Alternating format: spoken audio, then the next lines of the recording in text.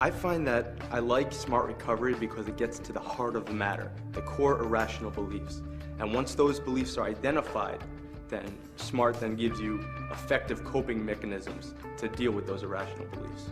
I've been doing Smart Recovery for about over 2 years now, and I first came to it because it provided a desirable and I think necessary alternative to what I started with.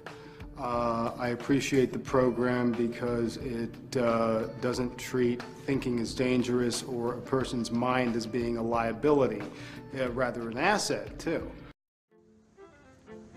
Hi, I'd like to introduce you to a unique program called Smart Recovery. Founded in 1994, SMART stands for Self-Management and Recovery Training and is a recognized secular, science-based alternative to traditional 12-step programs for addictive behavior.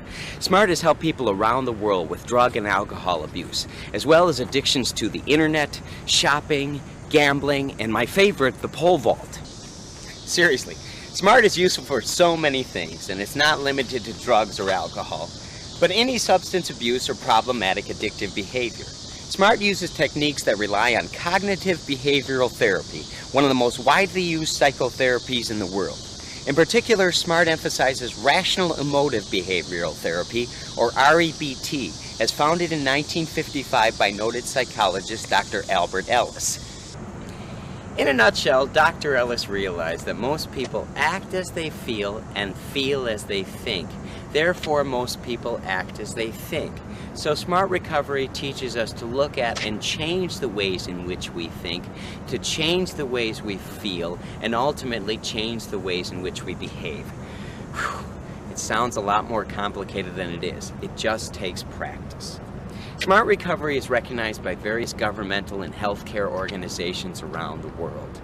There are similarities to the 12-step programs. We do believe that if your addictive behavior has become unmanageable in your life, abstinence is an excellent option. But we welcome those that are not yet ready to choose to abstain. And if you have a food addictive issue, for example, you won't be abstaining completely, obviously. But there are substantial differences as well. One of the biggest differences between Smart Recovery and the 12 steps is that the first step is to admit that you are powerless. Whereas had I been paying attention to that poll, I might not have run into it. We in Smart Recovery believe the same holds true for your addictive behavior.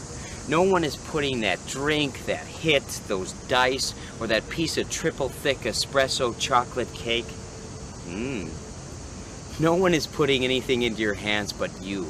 Therefore, you are the only one to ultimately control your addictive behavior. Smart Recovery has a toolbox full of ideas, and we'll be introducing you to a number of those tools when we take you inside of a meeting.